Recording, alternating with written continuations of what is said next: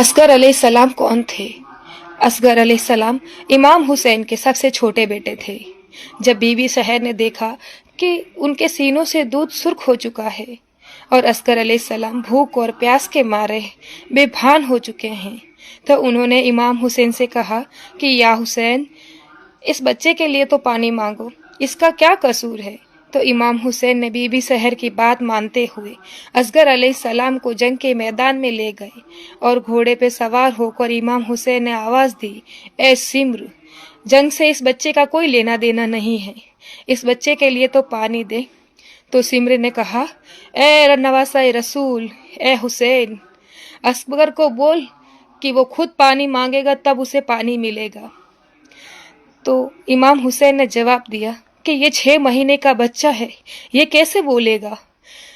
तो सिमर ने कहा कि नहीं, अगर असगर खुद पानी मांगता है तो हम पानी देंगे। तो इमाम हुसैन ने असगर अलैहिस्सलाम को आसमान की तरफ उठाया और कहा कि ए असगर, पानी मांग। तो सिमर ने कहा कि ए हूर, असगर पानी मांग लेगा।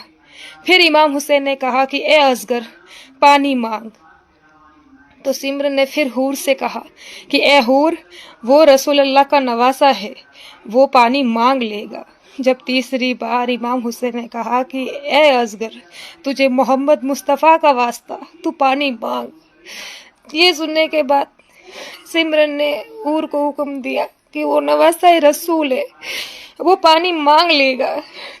तो हूर ने 3 मुंह वाला तीर निकालकर असगर की नाजुक गर्दन की तरफ फेंका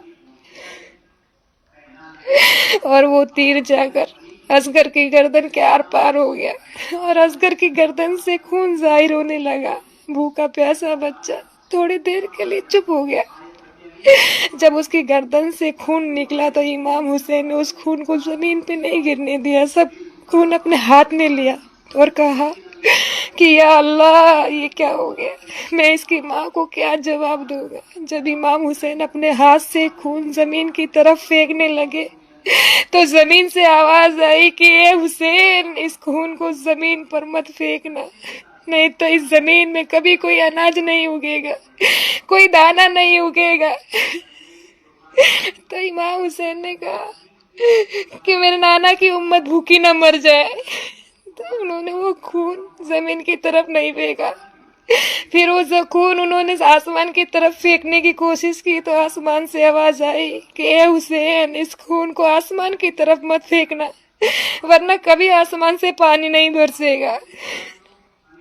तो इमाम हुसैन ने कहा कि मेरे नाना की उम्मत प्यासी नहीं मरनी चाहिए। तो उन्होंने वो खून अपने चेहरे पे मल दिया। इमाम हुसैन जब खेमों के अंदर असगर अलैहिस्सलाम को लेके गए तो उनकी माँ ये देखकर बेहोश हो गई। तुमको सोचना चाहिए कि कैसे तुम ऐसे खुशियां मना सकती हो। उन औरतों को सोचना चाहिए कि बीबी सहर के दिल पर क्या बीती होगी, उनके दिल पर क्या बीती होगी कि उनका बच्चा भूखा और प्यासा शहीद हो गया, उसको 3 दिन से एक बूंद पानी तक नसीब नहीं हुआ। वो भी एक औरत थी, तुम भी एक औरत हो।